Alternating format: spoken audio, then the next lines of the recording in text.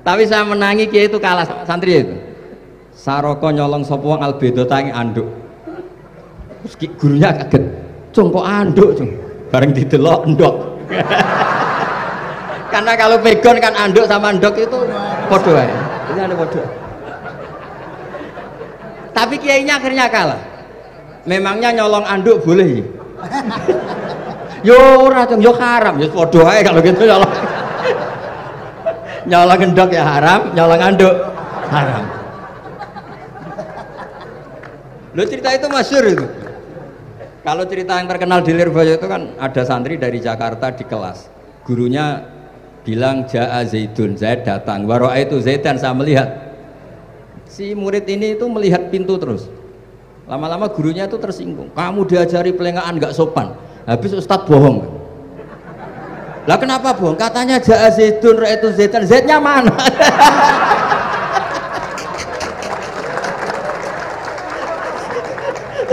Dia gak ngerti.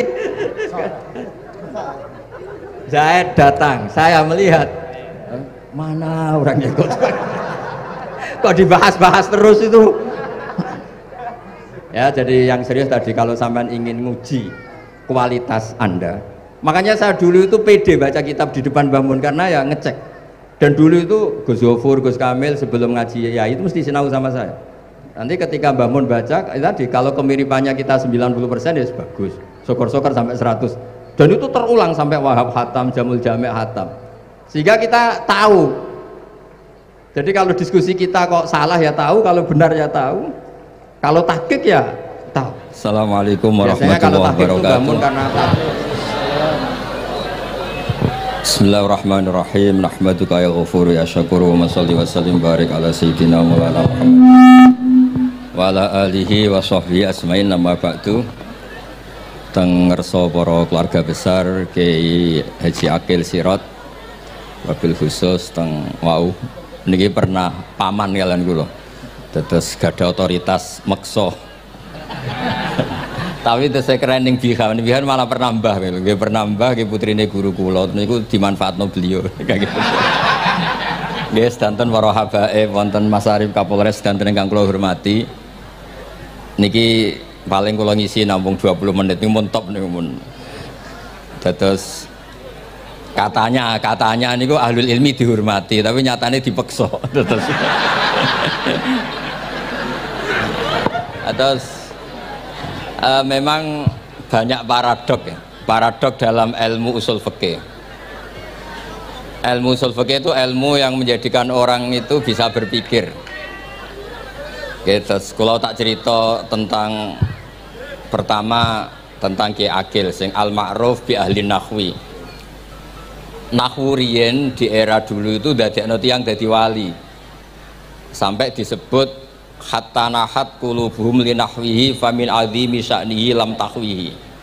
Tetes orang-orang baik niku ketika usul teng pangeran nyebut Allah la ilaha illallah mboten saged. Sagete namung nyebut dhamir sa'an niku hu.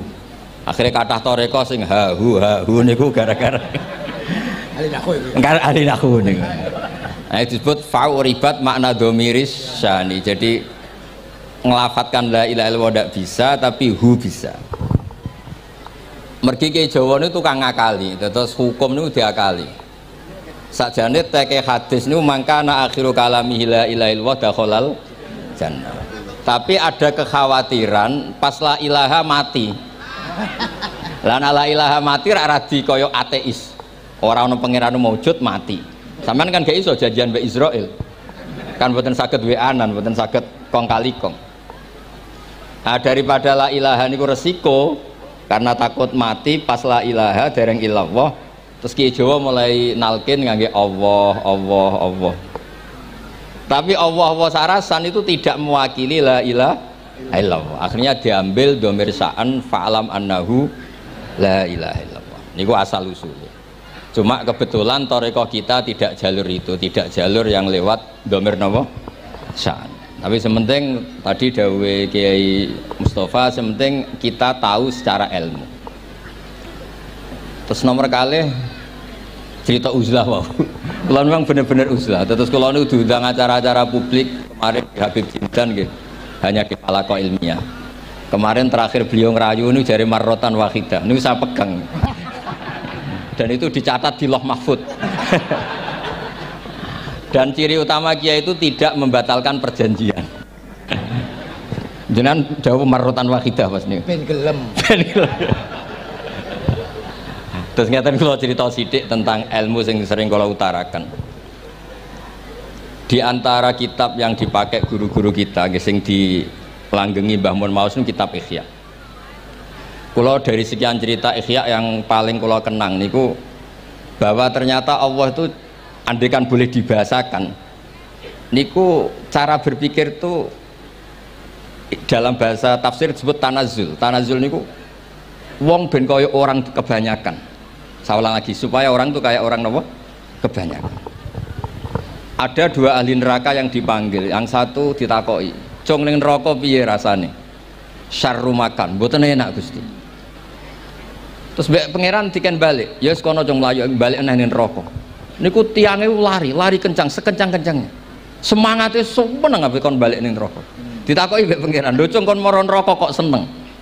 "Kula nu pun kapok Gusti, kula nu nyesal ketika di dunia nak jenengan utus niku lelat-lelet. Niki kula tobat dengan bukti dikan jenengan teng neraka kula melayu." Lho nu pangeran akhirnya haru, wong kok semangate mlebu neraka kaya ngono. Mergo diperintah pangeran. Ya dados niki ijazah jenengan akan mlebu neraka jenengan sing semangat nggih. Karena zaman ning donya sering diperintah Allah mboten napa? Semangat. Nah niku kemungkinannya dibarno, kemungkinannya dipanggil. Lah yang itu terus dipanggil oleh Allah. Ya wis kaya wong apik, tak kongkon nurut tenan, semangat tenan, terus diken mlebu swarga. Nah niku ijazah pertama nggih. Dinaken mlebu neraka sing napa? Semangat.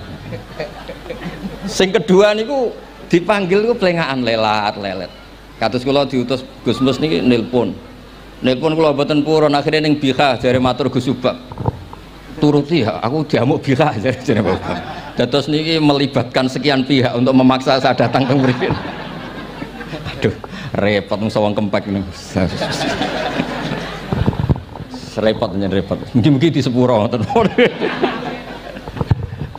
Yang kedua niku diken mlebu neraka malih ku lelat-lelet ndelok pangeran mboten semangat. Ditakoki mbek pangeran, "Kenapa kamu tidak semangat?" "Saya itu tidak pernah ngira jenengan yang baik sudah masukkan saya ke surga, kemudian jenengan nyuruh lagi saya ke neraka. Saya tidak pernah mengira engkau itu seperti itu." Terus Allah nggih, "Ana indadzoni abdibi." Ya ora apa-apa, swarga ya swarga. Ini dua ijazah untuk sampean supaya bisa masuk napa? Swarga. Terus kita tidak pernah tahu napa Gustofa ngundang kula nyenengno wong akeh ganjaran, napa meksa wong alim dosa, mboten ngerti kula carane. Karena dalam ilmu usul fikih, kembali ke usul fikih, kula nu gadah khazanah kathah tentang debate pangeran kalian nabi ini. Kathah, mboten satu dua contoh di beberapa kitab tafsir. Suatu saat kula sering cerita niki, suatu saat Khalilur Rahman Ibrahim itu kedatangan Israel. "Kamu mau apa? Mau matikan jenengan?" Kata Nabi Ibrahim, "Harro'aital khalil yumitu khalilah." Mosok aku kekasih pangeran dipateni, mosok orang yang dicintai membunuh yang dicintai, orang yang mencintai seseorang kemudian membunuh yang dicintai. Tidak ada itu. Akhirnya Israel matur teng pangeran. Cara politiknya ngeten, wau sing cara lagi seneng ngendikan politik. Wani kiai lengser jare beliau. Ono. Nah kula niku ahli tauhid wis pancen kodok kodare ngoten mawon, mboten berpikir ruwet-ruwet. Terus Israel kan mboten biasa logika, kan malaikat itu SOP kan, mboten biasa logika. Akhirnya matur pangeran, kata Ibrahim, "Masa kekasih bunuh yang dikasih, masa yang mencintai bunuh yang dicintai." Tapi Ibrahim baru sadar ngadepi pangeran gitu, lebih pinter. Terus kan ketika Allah fakul lahu, katakan ke Ibrahim, "Harlo aital khalil yakrohu ayal ko khalilah." Mosok jari seneng aku kok ketemu aku rawani, jari seneng kok rawani ketemu. Lah niki sampean angepin mati monggo ngake ilmu sing niki. Wong jari seneng pangeran kok rawani ketemu pangeran. Jeneng, nak seneng seneng ketemu. Ibrahim seneng sakit. Yo mati saiki ora apa-apa mati saiki. Terus kedua, niki cerita karena ini pondok ilmu, orang harus biasa pakai logika usul fikih. Politik juga gitu. Nak kiai politik rawan kena syubhat. Tapi nak wong soleh ra oleh politik, kue rido dipimpin wong fasik-fasik kabeh. Ya, mboten ngerti, mboten bener di pokoknya ngoten. Yes, itu memang logika usul napa? Fikih. Logika usul napa? Fikih. Ketika Nabi Adam badhe didamel niku materinya saking bumi. Pertama sing diutus Jibril. Jibril ambekan qabdatan minal ardi, segenggam bumi. Saya mau bikin Adam, materinya dari bumi. Setelah datang ke bumi mau ngambil ista'adzat billah. Maksudnya ista'adzat billah, a'udzu billahi minka, saya berlindung Allah dari kamu. Antasinani. Kalau ngarepe Gustofa dari ahli nahwu dados kula niki tak goleki tenan pancen syanahu mun mutaaddi bi nafsi. Mungkin dibuli ku antusinani kok panjang nanti cerita. Saya tidak ingin bagian dari saya diambil, kok aku bolong. Iku cara bumi itu sudah masalah. Terus akhirnya Jibril kembali, ya Allah, dia berlindung kepada engkau maka saya lindungi. Allah membenarkan Jibril, Mikail juga sama. Tapi ketika Israel, ini Israel itu masalah memang. Ketika disuruh ngambil bumi, buminya ista'adat billah, tetap diambil. A'udzu billahi minka antasinani, saya berlindung Allah supaya kamu tidak melukai saya, mencidrai saya dengan mengambil bagian dari saya. Kata Israel, wa a'udzu billah alla unaffidhu amroh. Saya juga a'udzu billah diperintah Allah kok tidak kasil. Kudu kasil. Lah saya tidak tahu yang benar istilahnya Jibril apa istilahnya Israel. Terus memang sudut pandang. Makanya dulu ketika banyak pondok putri itu kiai-kiai kuno dulu itu menentang. Alasannya nggih, nak bojone jelas khawatir kiai ini kecobaan itu jelas. Tapi banyak kiai itu nggih khawatir tenan. Kecoba fitnatin nisa. Tapi ketika logikanya dibalik, apa kamu ridho para perempuan-perempuan muslimat itu tidak dapat pendidikan apa? Agama, hanya karena orang soleh tidak punya nyali, tidak punya peduli mengajar. Tapi kita saged diwalik. Ustadz sing mane pas-pasan niku kowe ridho nak kecoba. Sampean milih mana? Ridho kecoba apa ridho bodoh? Nah, logika-logika usul fikih ini yang kemudian dipakai Wali Songo. Dipakai Wali Songo kemudian membiarkan sekian tradisi yang insya Allah itu salah sebetulnya. Tapi tidak sebanding dengan asmani Allah Subhanahu wa ta'ala. Misalnya begini, gini iki dirungokno mawon. Sampeyan ra paham mboten napa-napa. Sampeyan nak ra paham wis anggap ae tawadhu. Sepantese wong awam yo ora paham. Nak paham dadi kiai.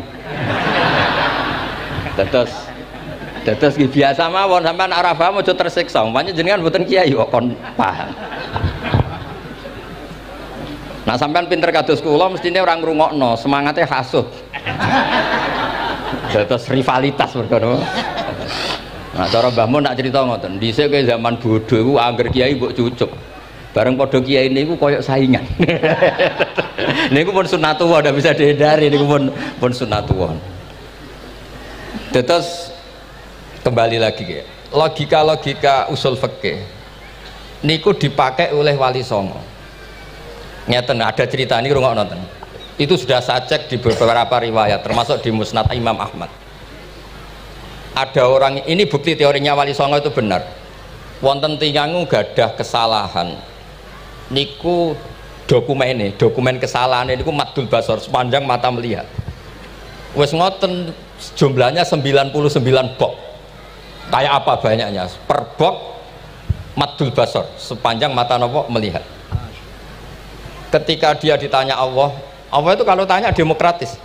Adzolamat kata bati, jangan-jangan malaikat saya sentimen, kalau kamu jelek ditulis, kalau baik enggak Gusti. Afalaka udhurun, jangan-jangan kamu saat salah itu punya alasan, enggak Gusti, ya memang salah. Tapi kata Allah, sudah kamu tenang saja, kamu punya ini. Itu hanya satu box, ya kira-kira kayak tempat jam tangan ini. Enggak, kamu punya ini, cukup ini.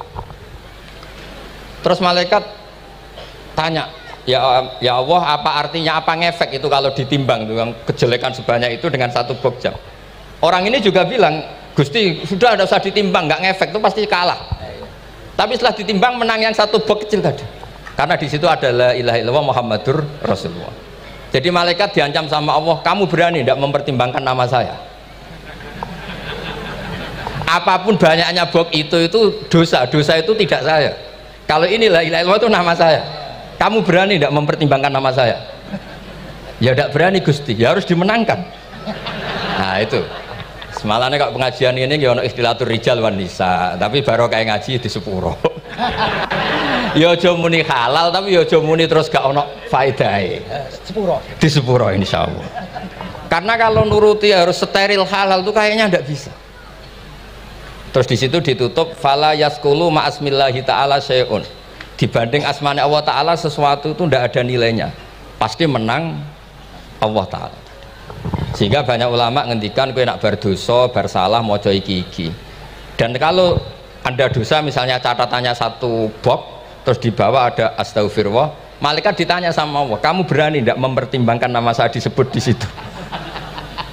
Enggak berani. Nah saya ini ribuan orang yang ngundang, saya berani mengabaikan. Bareng ono wong ngaku mbah ya mbah tenan wae.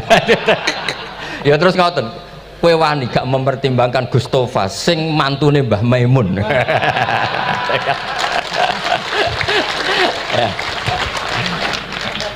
Semoga cara pandang malaikat nanti seperti itu.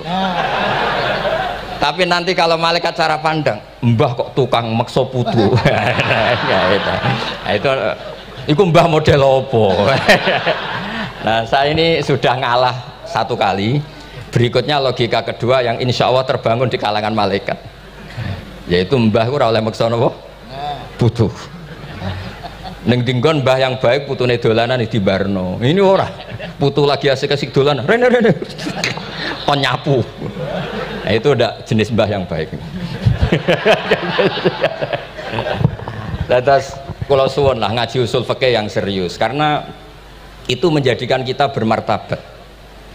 Kula niku sering lepas jenazah tangga-tangga kula nggih penggene delok TV, nak bengi nggih ngelamun, ngayal suges, kadang yo ngapalo tikus sing liwat dhuwure saking ora ana penggawean. Tapi kula nak lepas jenazah ini orang baik. Sampai bojone protes, "Apik apa lho Gus angger bengi iku mau ngelamun ngitung tikus liwat, ngitung apa." Terus kula matur, ngitunge aja ngono, ngitunge tarokal ma'asiya. Wong ning omah itu artinya tidak dugem, tidak melakoni maksiat. Itulah yang menjadikan usul fikih itu ilmu yang sangat terhormat. Coba kalau Anda jadi pakar usul fikih kayak saya, mau kaji betul usul fikih. Orang tidur semalaman jangan bahasakan tarokat tahajud, wa tarokal witro, wa tarokal qiyamal lail. Tapi bahasakan tarokat zina, wa tarokal ghibah, wa tarokal kada wa kada minal ma'asi. Keren buatan? Keren. Kalau kamu udah ahli usul fikih maka kiai kok amen turu, kiai kok guyon suwengi. Lu kiai guyon suwengi itu melawan, kiai itu ustaz juga manusia. Karena bengi ku ya kepen nonton, tapi kan buatan pantas. Akhirnya korbannya santri ini dijak guyon gak jelas. Lah apel neng rodo ya ora pantes. Ngelawan nafsu itu berat, caranya ya dilalek-lalekno guyon niku. Lah muga-muga malaikat kabeh ahli usul fikih nganggep ngono iku perlawanan terhadap keinginan apa maksiat. Ngaji ora. Malaikat ngaji ora. Makanya itu disebut di kitab usul fikih Tanghubul Usul itu izma min mubahin illa wa yatahaqqaqu bihi tarku haramim ma fa'il zamu minas sukun tarkul qatli wa minas sukut tarkul ghibah. Tidak ada sesuatu yang mubah kecuali saat Anda lakukan, saat itu juga Anda meninggalkan keharaman. Maka sebetulnya mubah ini punya nilai yang luar biasa, yaitu tarkul haram atau tarkul ma'asi. Jadi sawangane sampean nang omah kukar kukur mlebu metu, kukar kukur meneh mlebu metu, bariku turu angop ngorok. Nah semoga malaikat ini al-usuli sehingga ngitung itu hadza tarokal ma'asiya kullaha. Hebat ini orang yang tinggal napa? Maksiat. Kayak nak malaikat itu jenis rada ekstrim. Alumni kempek suwengi ra tahajud ora witir ku alumni opo? Mulane kalau niku ngaji usul fikih terus supaya diperdengarkan ke malaikat. Supaya teorinya pakai usul napa? Fikih. Jadi kalau melihat kita melakukan mubah niku dihitung tarkul napa? Ma'as. Nah ini pentingnya ngaji. Kalau nate ditanya sama seorang dosen, Gus, masa iya Quran yang katanya mutu semutu-mutunya, kemudian ada ayat kulu washrobu, Mosok urusan mangan, nggak usah disuruh orang juga makan. Terus kualitasnya kulu wasrobu itu di mana? Terus kalau jawab, terus sorokan yang penting wopo, rapat utawa seminar. Ndak ada rapat, ndak ada seminar itu kamu ndak mati, tapi kalau nggak makan itu mati. Penting mana? Ya penting makan.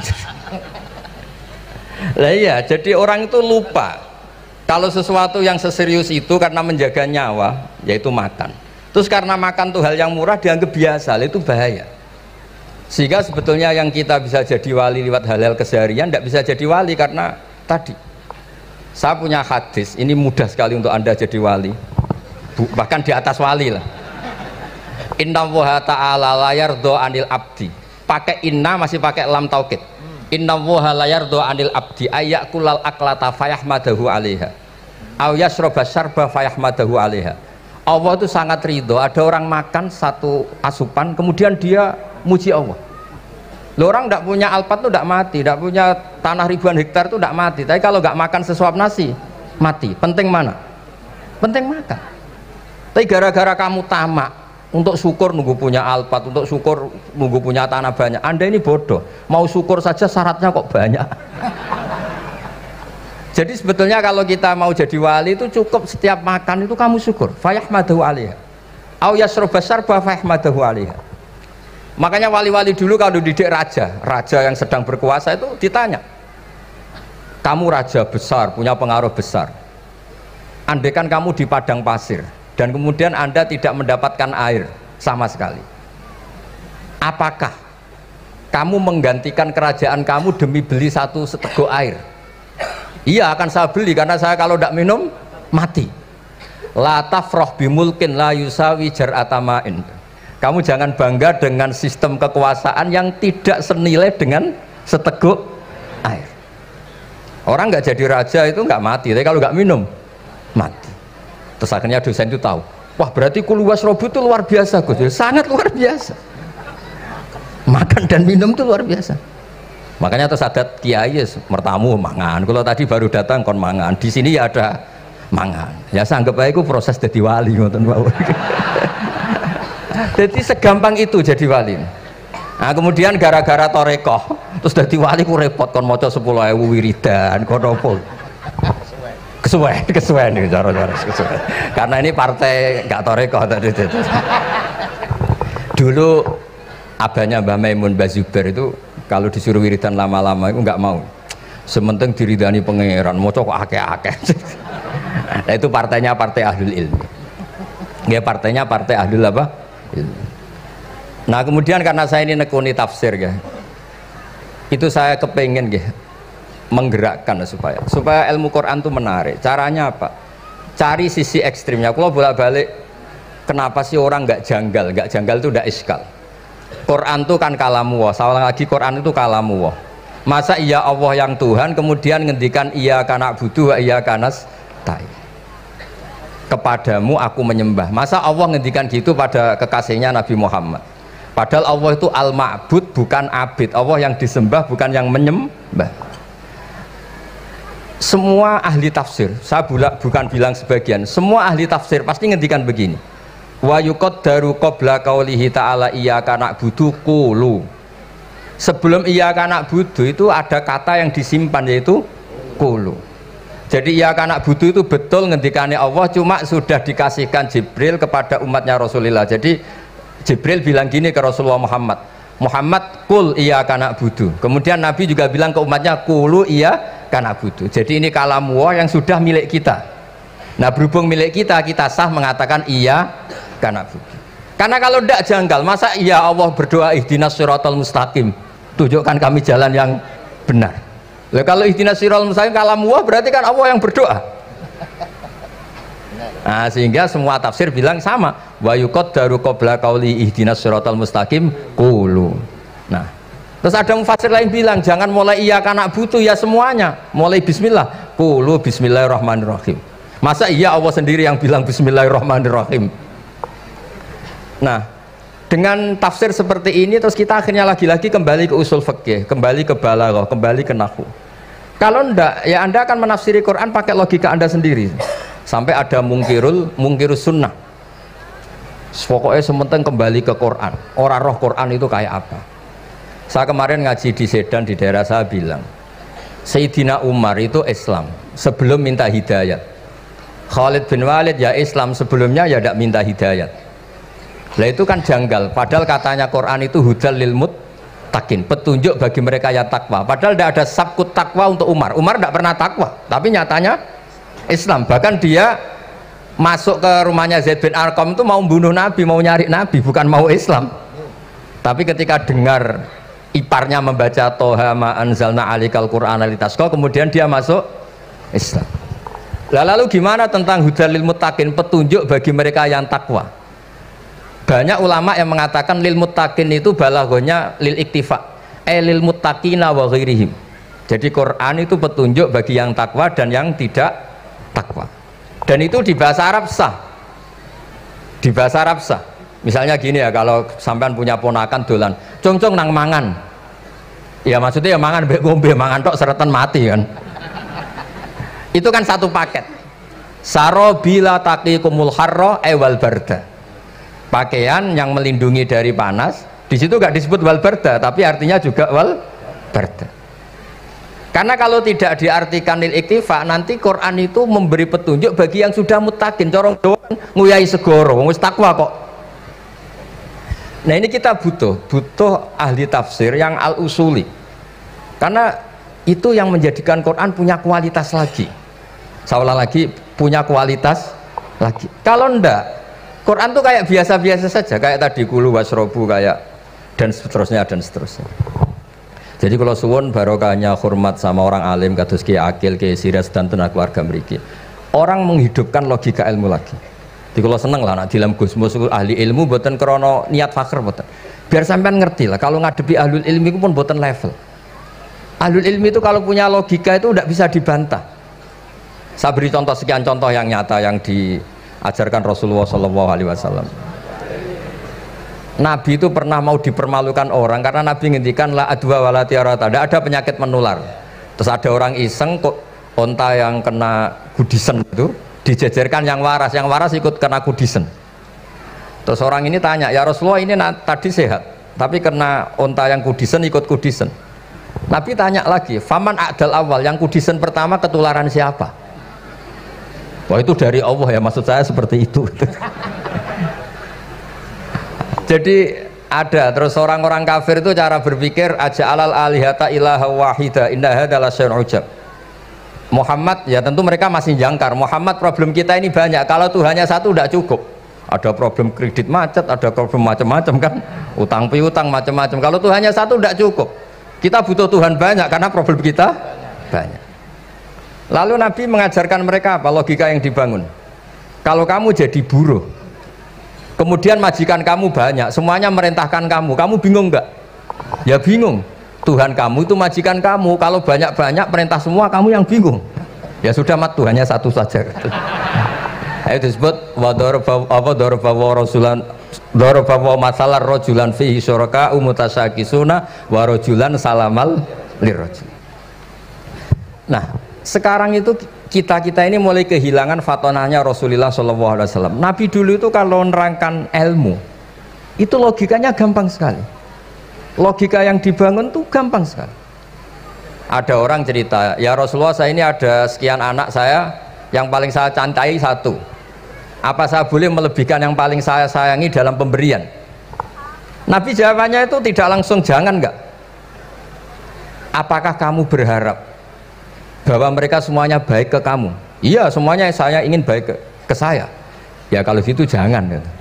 Kan tidak fair kita mengunggulkan yang satu, melebihkan yang satu, sementara kita berharap semuanya baik. Itu tidak fair kata Nabi. Jadi dulu Nabi itu terus ini yang cerita fikih. Dulu Ahlul Madinah itu mangga itu masih pentil sudah dijual.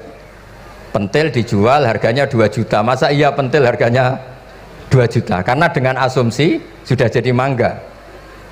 Tapi ketika Nabi datang di Madinah dan penduduk Madinah itu abkhosna sikailan, orang paling buruk dalam pertimbangan dalam jual beli. Nabi cara ngendikan itu unik. Aro'aitum law anna waha yamna'us samra fabima yastakhillu ahadukum mala akhi. Kalau pentil ini ternyata kena angin terus kemudian tidak jadi buah, lalu kamu nerima uang 2 juta itu atas nama apa? Atas nama beli pelem, nyatanya belum jadi enggak.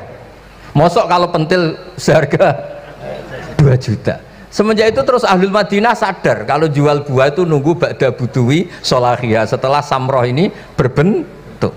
Tapi Nabi tetap ngendikannya pakai logika. Nah sekarang banyak kiai yang sidik-sidik neraka, sebenarnya Nabi itu ngajari logika. Ada pemuda, dia itu hipersek, mau masuk Islam tapi tetap boleh bebas. Saya ini ingin Islam tapi jangan larang seks bebas. Wah itu sahabat semuanya melarang ketemu Nabi karena ini ngawur betul, masa pamit Islam kok. Tapi setelah gaduh, Nabi tanya, kenapa gaduh? Ada pemuda mau masuk Islam tapi yasta'izinu fi zina, dia minta izin supaya tetap boleh zina. Kata Nabi, suruh saya ke sini.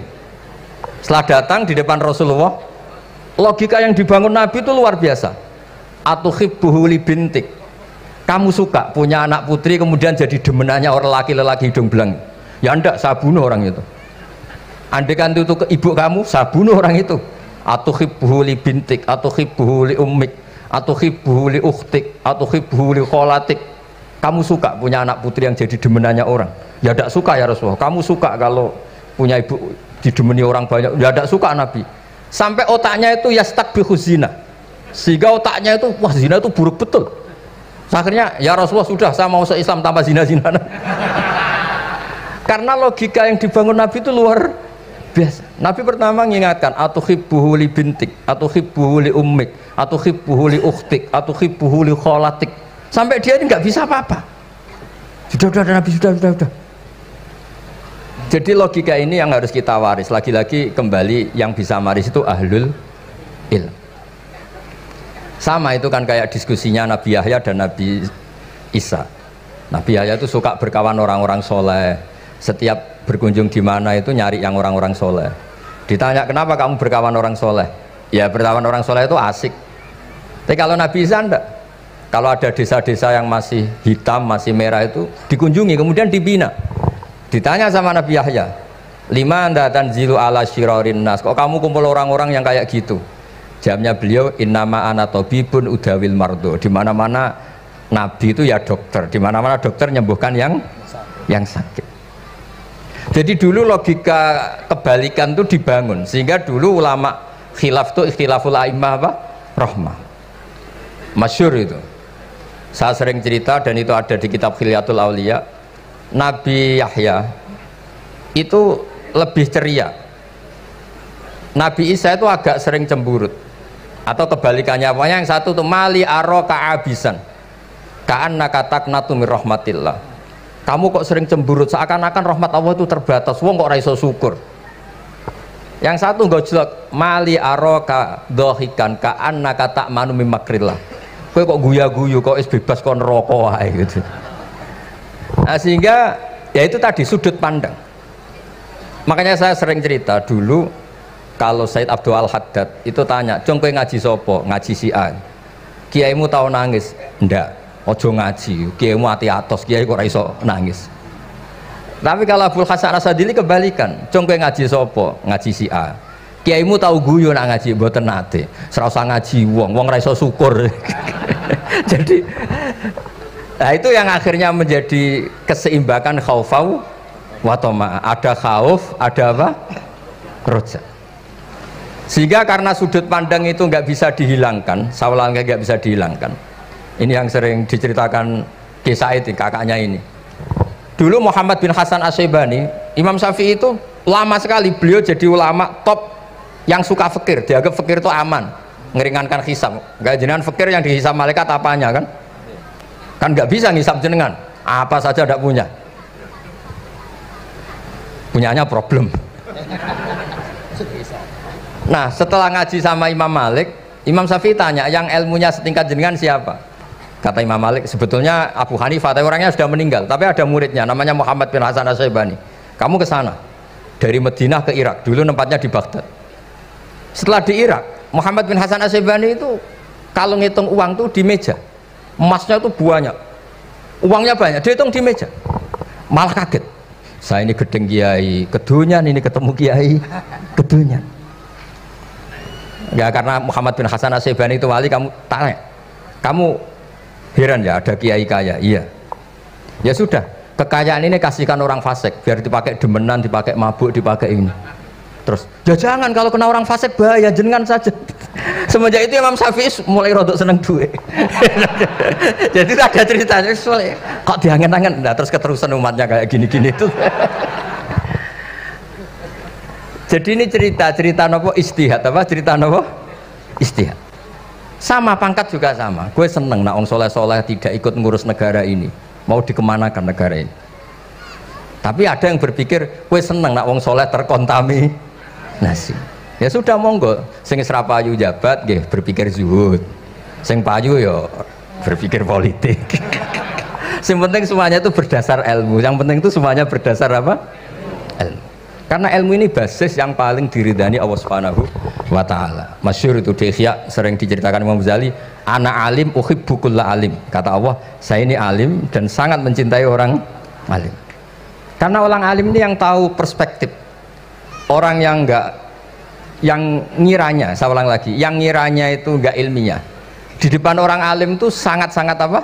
Ilmiah. Yaitu tadi misalnya ada ayat wa min ayatihi manamukum billaili wan nahar. Masa iya tidur yang ngorok semua turunnya secara jelas kok jadi wa min ayatihi? Tanyakan ahli medis, sistem tubuh kita kalau enggak tidur itu kayak apa rusaknya? Dan toat pas-pasan ngene iki satu-satunya solusi ya turu. Bengi ngempet kepen delok dangdut, delok dugem. Barang turu jebule esuk wis bar, alhamdulillah. Cara melek iman kamu seberapa? Tarikan-tarikan maksiat posisi kamu terjaga bisa kalah kan? Tapi kalau tidur sukses kan tarkul maksinya. Nah, karena tidur itu sukses menghilangkan maksiat disebut wa min ayatihi manamukum billaili wan nahar. Sampai Imam Ghazali ngendikan di makalah itu, sehingga nanti ibadahnya umat ini di akhir zaman an-naumu, ibadah terbaiknya itu tidur. Nah niku mulane maksud kula ngeten lho. Sampeyan anut jalur wong alim dhewe turu ya ibadah, tengok-tengok ya ibadah, jagongan nggih ibadah, gojol-gojolkan ambek kanca nggih napa? Ibadah. Karena ini semuanya kul bi fadlillah bi rahmati fa bidzalika napa? Falyafrah. Tapi kalau kamu tidak punya basis ilmu, adanya suudzon. Kiai kok jagongan guyon sewengi kiai opo? Kiai kok turu sewengi ku kiai, karena basisnya ada ilmu. Padahal jelas ketika Rasulullah bikin urutan kebaikan, pertama Nabi ngendikan kamu menolong orang. Jika tidak bisa, terakhir Nabi ngendikan takufu syarraka anin nas fa innaha shadaqatun minka ala nafsik. Tadi beliau juga cerita di nasihat Imam Mun, idza lam tuhsin fala tusi. Kalau tidak bisa berbuat baik, setidaknya kamu tidak berbuat jelek sama orang lain. Dan potongan ini paling gampang apa? Tidur kan? Wis sampean nak turu wis ra zina, ra maling, ra ngrasani wong wis ora tusik. Nah, dengan konstruksi usul fikih seperti itu kamu tahu kualitas ayat wa min ayatihi manamukum billaili wan nahar. Ya sama, ternyata makan itu yang menjaga nyawa, ternyata makan itu yang menjadikan syukur. Kalau kamu nggak percaya puasa, sama nak poso gedang goreng mewah. Gedang goreng mewah, air satu teguk itu mewah. Makanya kalau lama dulu ada santri kepengen mangan enak, ya saya ingin mangan enak gini-gini, caranya gimana? Itu rumusnya ada sate, ada mie ayam. Idamuhu alju, kalau kamu ingin enak lauknya itu lapar. Ya kita kalau puasa itu semuanya kan enak. Nah itu lagi-lagi basisnya itu ilmu. Nah sekarang banyak orang yang sudah tidak peduli dengan ilmu, kayak ijazah dilakoni kan. Jadi kayak wiridan la ilaha illallah itu sebetulnya harus dibarengi dengan ilmu. Ini yang terakhir supaya nggak lama-lama. La ilaha illallah itu basisnya ilmu. Surga yang begitu mewah itu dibikin juga bagi yang melafadzkan la ilaha illallah. Neraka yang begitu ekstrim, sampai kalau benda dijatuhkan dari atas ke neraka itu sampai bawah nunggu 70 tahun. Bisa kamu bayangkan kalau kamu di dalam naiknya susah itu. Ini dijatuhkan ke neraka itu sampai bawah nunggu berapa? 70 tahun. Loh, neraka sebegitu ekstrim itu dibikin untuk yang menolak la ilaha illallah. Berarti kalimat ini kalimat spesial. Kalimat yang neraka dibikin ya atas nama itu yang menolak, surga dibikin juga atas nama itu yang menerima. Itu satu saktinya la ilaha illallah. Sakti kedua, orang kafir 70 tahun ngelafatkan la ilaha illallah sekali langsung dihukumi mukmin. Yughfar lahum ma qad salaf. Qul lil ladzina kafaru iyantahu yughfar lahum ma qad salaf. Orang yang melafatkan la ilaha illallah Muhammadur Rasulullah itu dosa 70 tahun kafir itu hilang semua. Tapi gara-gara ada ilmu terus diumumkan tahlil dening Kiai Haji Niam mesti sing guri wah sawi mesti guri. Padahal kalau kamu tahu ilmunya tadi ini kalimat yang luar biasa, kalimat yang bisa melebur dosa. Bahkan dalam mazhab Sadiliyah itu unik. Kalau kamu wiridan la ilaha illallah itu jangan istighfar dulu, istighfarnya belakangan. Alasannya Abdul Hasan As-Sadili itu fa'lam annahu la ilaha illallah wastaghfir li dzambik li hadil kalimah. Orang kafir 70 tahun dia istighfar 100 kali nggak akan dimaafkan Allah. Tapi ngelafatkan la ilaha illallah langsung dimaafkan. Jadi orang bisa dimaafkan tuh barokahnya la ilaha illallah.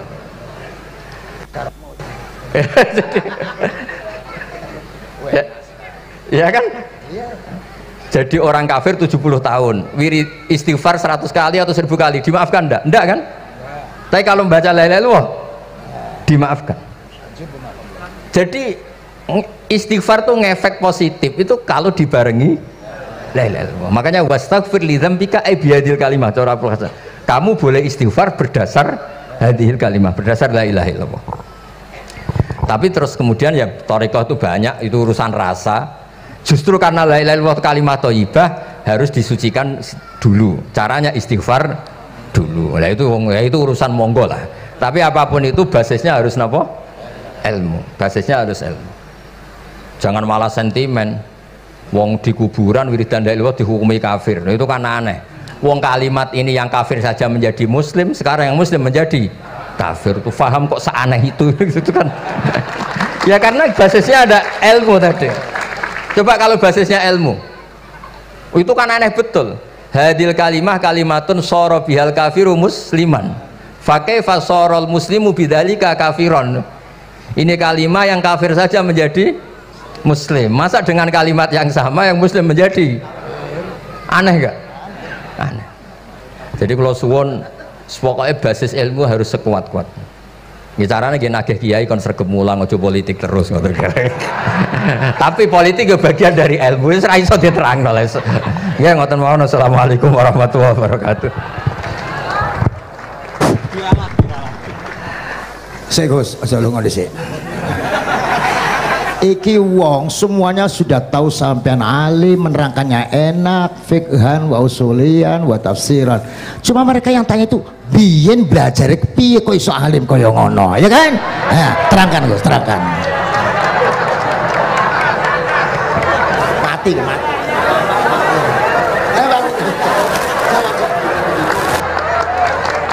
Setuju kan? Setuju? Sila asal dakaik.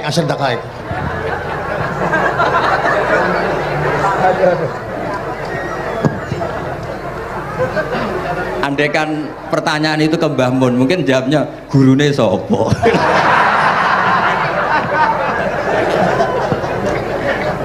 Tapi mungkin kalau ke mbah-mbah saya ya juga babanya nih pihak juga Pak Abdul Aziz, mungkin putuku.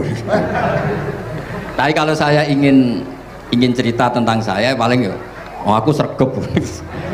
Yang jelas tuh dari kafadlu wa yuti apa mayas. Tapi gini, kalau ini menghormati bahasa saya ini, kalau ijazah begini, dulu Mbak Mun tuh sering cerita juga bahasa hal. Kena kepengen ngalim, ku sinau sedurunge ngaji. Ya, misalnya kamu ngaji takrib atau ngaji wahab sama Mbah Mun, kamu baca dulu sebelum ngaji. Nah, setelah dibaca, misalnya kamu baca rofa, kok Mbah Mun baca jer, kamu baca jer, Mbah Mun baca rofa, berarti goblok tulen. Karena semua teori Anda kok salah. Ya, misalnya Mbah Mun baca wadakaro sopa al-musonifu, kamu baca wadakaro al-musonif. Berarti kan goblok banget itu. Ya kan ada cerita gitu, ada orang tuh nggak tahu betul Gus maknanya lam tardiman itu apa. Lam tardiman dicari di kamus itu udah ada, ternyata itu di head lam tarodaman. Dia baca satu lam tardimannya dicari di kamus sampai hidup mati lagi ya nggak ada. Nah, jadi kamu baca dulu, misalnya di bab khaid lam taro ningali sapa mar'ah daman ing getih. Ternyata ngaji Mbah Mun paginya jadi baca lam taro daman. Jadi kalau kamu malamnya baca lam tardiman loh kok. Jadi itu kata Dewi Mbah Mun mergo sorokan kabeh santriku ora mungkin. Carane ngecek kebenaran Anda yuk maca sik. Nanti kalau kemiripannya 50% ya separuh alim. Kalau 70% ya serondo alim. Tapi nanti kalau kemiripannya sampai 100% dan berkali-kali, berarti kan sudah luar biasa. Jadi yang ngaji sama Ki Mustafa, Ki Niam, saya mohon santri-santri itu belajar dulu, biar bisa ngecek nanti guru saya baca kayak apa. Waduh salah ya, Bos. Kenapa lah? Udah salah. Karena kiai itu kalau salah ya mau ngalah. Ini ceritanya bangun betul. Ada kiai nggak tahu apa kakean pergawe kakean politik nggak tahu. Wal babi lan walang. Terus ada santri, kulo gak ada makna kok lawang. Ya walang sing lawang cung. Mau ngalah. Terus watini lan wit alu. Gurune maca alu. Kulo gak ada makna kok elo. Lah ya wit telu kena gua alu cung. Tapi saya menangi kiai itu kalah sama santri itu. Saroko nyolong sapa wong albedo tangi anduk. Terus gurunya kaget. Cung kok anduk, cung. Bareng didelok endok. Karena kalau pegon kan anduk sama endok itu padha wae. Ini ada padha. Tapi kiainya akhirnya kalah. Memangnya nyolong anduk boleh? Yo ora, cung, yo haram. Ya padha wae kalau gitu nyolong. Nyolong endok ya haram, nyolong anduk haram. Lo cerita itu masyhur itu. Kalau cerita yang terkenal di Lirboyo itu kan ada santri dari Jakarta di kelas. Gurunya bilang Ja'a Zaidun, Zaid datang. Waro'a itu Zaidan, saya melihat. Si murid ini itu melihat pintu terus. Lama-lama gurunya itu tersinggung. Kamu diajari pelengahan nggak sopan. Habis Ustadz bohong. Lah kenapa bohong? Katanya Ja'a Zaidun, Ra itu Zaidan. Zaidnya mana?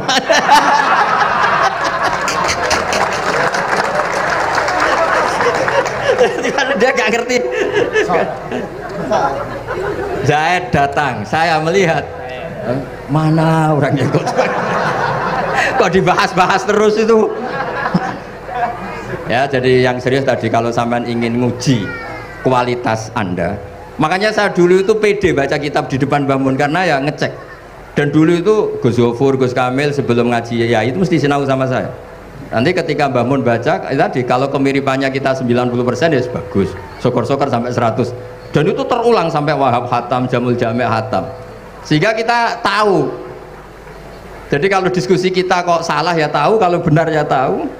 Kalau tahqiq ya tahu.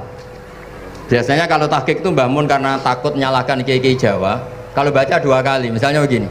Yasmalu, kadang diwaca Yasmilu ya apa-apa nggih Jawa wae gitu. Karena kalau kita memaksakan sampai benar seperti di kamus, kayaknya kalau kiai Jawa itu berat sekali. Dumeli bojo bolak-balik mesti ora goblok wis apik lah. Karena kalau baca tahqiq itu kan butuh kamus. Yang benar itu Yasmalu misalnya. Tapi kan populer juga orang baca Yasmilu. Saya itu menangi loh, kiai Jawa dulu baca Simai itu menangi, Master Simai. Lama-lama setelah banyak alumni Al-Azhar terus berdasar kamus baca Samai semua sekarang. Saya menangi kiai itu baca Dilalah. Lama-lama karena sekarang udah banyak punya kamus, baca Dalalah. Fa'alah. Jadi kiai itu juga kadang-kadang keteror muridnya. Makanya Syekh Zakaria Al-Ansori itu pernah ditanya, kenapa engkau begitu alim alama sampai dilakopi Syekhul Islam? Kata beliau itu lucu jawabannya, karena saya ini orang yang sial. Saya dulu punya guru namanya Ibnu Hajar Al-Asqalani dan punya murid namanya Ibnu Hajar Al-Haytami. Kata beliau, dukik tu bena hajaro ini. Saya ini digebek 2 batu. Kalau mau ngaji takut saya minta ampun karena disuruh baca sama Ibnu Hajar Al-Asqalani. Kalau mau ngajar takutnya saya bukan main karena Ibnu Hajar Al-Haytami itu cerdasnya bukan main. Jadi kalau saya salah itu konangan. Akhirnya dia jadi orang sial tadi. Mau ngaji ya belajar, mau ngajar ya belajar. Makanya meskipun ini pernah sepuh saya tidak berani ngaji beliau. Wah mesti meriang saya kalau ngaji. Jadi yang terkenal alim-alim mohon ngajinya dikurangi ya, karena ini kasihan gurunya. Kasihan gurunya. Nggih, pun cekap. Bon, itu catat ya. Sebelum ngaji baca dulu. Satu lagi, Gus. Sampean ketoke kiai ndesok kok kuliah. Betul kuliah? Oh, nggih nggih. Pun dari belajar dari mana sampai kemana Gus jenengan? Dari Mondok sampai ke Jogja sampai Putih. Monggo.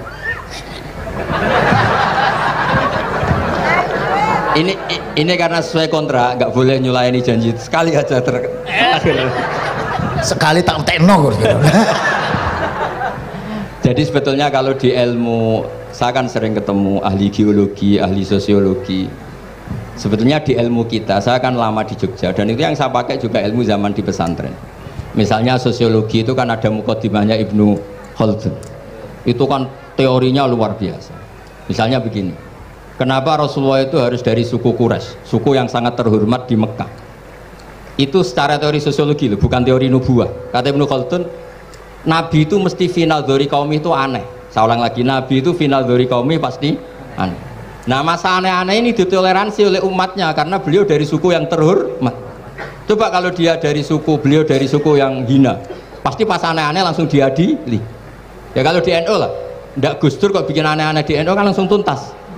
Tapi berhubung Gus Dur cucu Mbah Hasyim, orang itu mentoleransi, bahkan mengira jangan-jangan teori beliau lebih baik ketimbang kita. Nah makanya terus kata Ibnu Khaldun, ma ba'atsawu nabiyan illa fi mana'atin min qaumin, tidak ada nabi diutus kecuali dari kaum terbaik, supaya masa-masa transisi ini nggak ada perlawanan. Nah itu namanya sosiologi. Sehingga beliau ngendikan, ini versi tarikh bukan versi Ibnu Khaldun saja, ketika sahabat disuruh hijrah karena disakiti orang kafir Quraisy, lah engkau sendiri ya Rasulullah, saya ini orang Quraisy, nggak akan ngalami yang seperti Anda alami. Nah itu namanya sosiologi. Begitu juga matematika. Saya sering ketemu pakar matematika dari UI, dari UGM. Misalnya bilang zakat kan 2,5% misalnya zakat tijar. Saya bilang kalau ngitung itu porogapit, padahal kita zaman sekolah porogapit itu pantangan. Tapi saya bilang saya punya matematika lebih cepat. Apa itu Pak Ba? Kalau manggil saya Pak Ba. Kalau di kitab disebut rubu'ul usyur apa? Jadi bertahap. Misalnya 1 juta, usurnya akan 100.000.